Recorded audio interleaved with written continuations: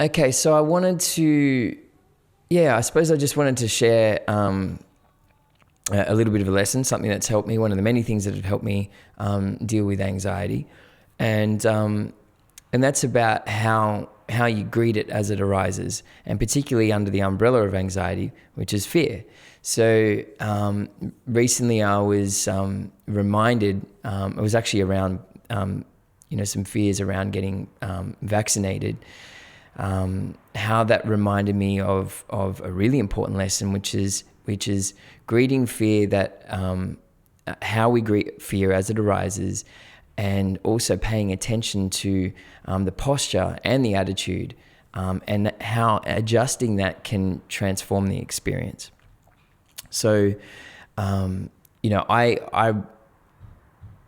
ended up getting a lot of clarity from the practitioners that have worked on my physical and mental health about this issue regarding vaccination. There's obviously lots of noise around,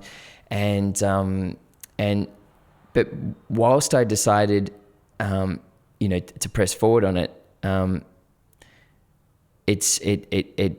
that clarity and confidence was there, but then there was all this residue of fear that came from basically 12 months of just digesting unfiltered information. So after I ended up getting the jab, whilst I was confident with my decision, there was still these bubbles of fear that were just kind of simmering in the background, all these visions, anticipating, what have I done to my body, all the what ifs that come with fear and anxiety. And they weren't passing, right? So after about a day or two, I ended up just pausing, and that the act of pausing is such an important thing, to be able to just notice what thoughts you're thinking, what your body's doing, so that you can make the best decision moving forward. So pausing and asking these two really simple questions: what am I thinking, and what's my body doing? How am I feeling, right? And so I was able to kind of go into my mind and see that there are all these visions, still from all the crap that I'd digested over the last year. They were still on repeat in the back of my head. Sometimes it takes a little bit of time for those thoughts to surface, especially if you're really busy. So allowing space by pausing it enables them to eventually resurface. And once I was able to see what I was thinking and believing in my head, then I was able to rationalize and go through a process to be able to dissolve a lot of those visions.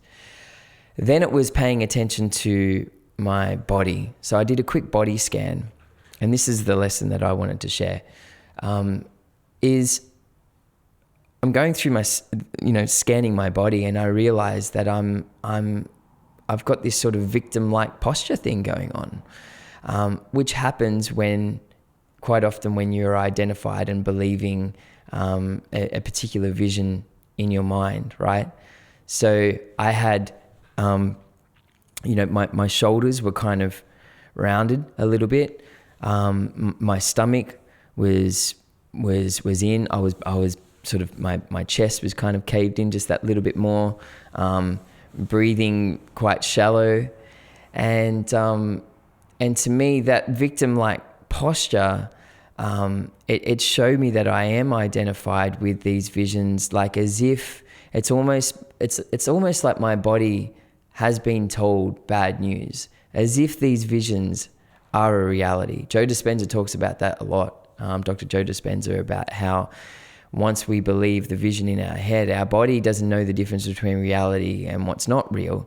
So it kind of aligns with that vision that you've chosen to believe in your mind. And sometimes you haven't even made that choice consciously.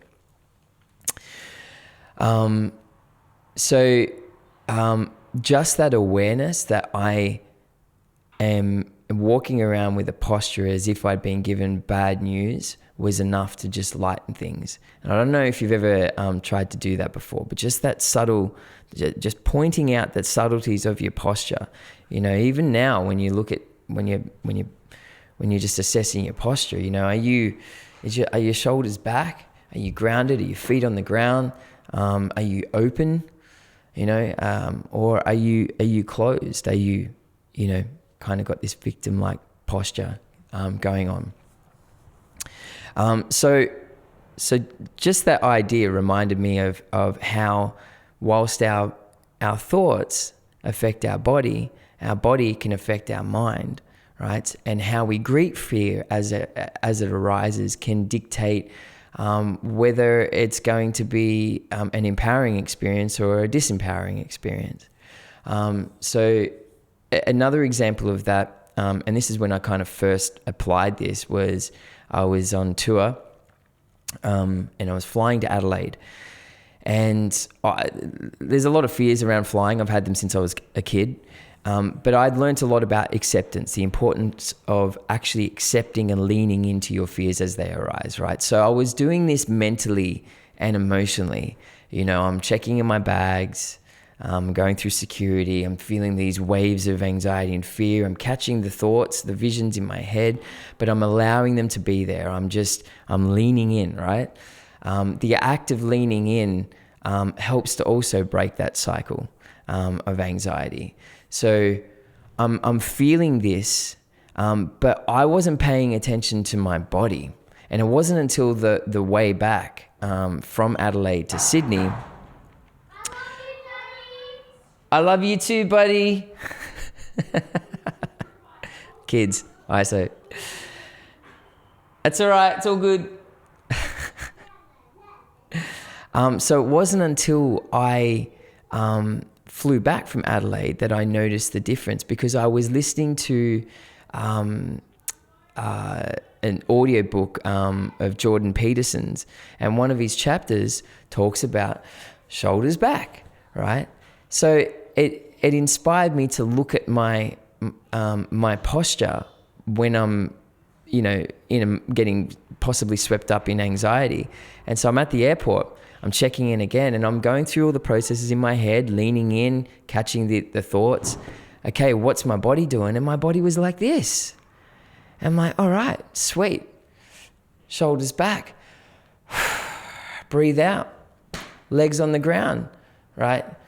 And I was drawing on my experiences even with martial arts in the past. When I'd be sparring somebody, I can have that fear about getting hit, but that acceptance and that posture to square up and lean in, that makes all the difference with how you perform and even how the experience feels, right? So the shoulders back, exhale. And what that says to me is I'm open, confident, like open, in control, grounded, and it says acceptance, right? And so that cycle, when the mind is feeding the body all these fears, that's how you can break that cycle, because the feedback loop, the body gives the mind feedback that, oh, hang on a sec, this is not aligned with the visions in my head. It creates contrast as well. There's like this gap between my visions and how I feel. The mind goes, he's actually quite in control. This doesn't match the visions that I'm playing in my head. Acceptance. It symbolizes acceptance as well, right? I accept this moment just as it is. The victim-like posture that says closed, protection, it's not okay, I don't want to do this. Being controlled, you're being controlled, you're not in control, that's resistance, right? So then the cycle, what that's feeding the mind is completely aligned with the visions, right? And then the mind goes, see, it's happening. This vision, it's all correct now. You're feeling it in the body. So that more visions. And that's how you get stuck in that cycle, right? So it also showed me just that simple change physically. It also showed me that it's not fear that I don't like. It's what comes from fear by me reacting to it in a way that inspires weakness and vulnerability and deficiency, and and it puts me in this kind of trance-like state where I'm battling something that doesn't exist. You're trying to control and battle a vision. It's not actually happening here in this moment.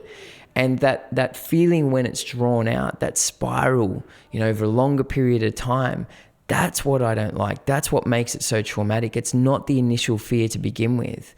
It's a completely different experience when you feel a wave of anxiety come over you, and instead of getting swept up in it via your body and identified with those thoughts, to be able to go, all right, I see that this is happening right now. Shoulders back, exhale, grounded, and stay strong. It then feels like these emotions and these feelings are happening around you rather than actually being you. So does that make any sense? Excuse the noise in the background. It's that time. It's Kid Chaos time. And definitely up for some questions about this as well. If this is something that resonates with you or you want to know more about, please ask questions. That's what this Bodhi Rivers session is about. Being able to just, I think it quite often feels like, these types of conversations, it's inappropriate to have them, or you're going to drag people down. It's a little bit too much reality at certain times. So this is why I created the Bodhi Rivers stream, is to be able to have deeper conversations, for you guys to be able to ask questions, not feel embarrassed about it or concerned that it's going to bring the energy down or whatever. Ask whatever you want. But that was such an important lesson for me. I also apply that going on stage is, as I feel those nerves, I realize that I can either be leaning in on the front foot with them, and that's going to give me a certain experience, or I'm going to try and retreat from it. And as soon as I try and retreat, I'm in that battle for ages. It's hard to get out of it. As soon as you feel that fear kick in, boom, lean in. Can't kill you. It's just an emotion.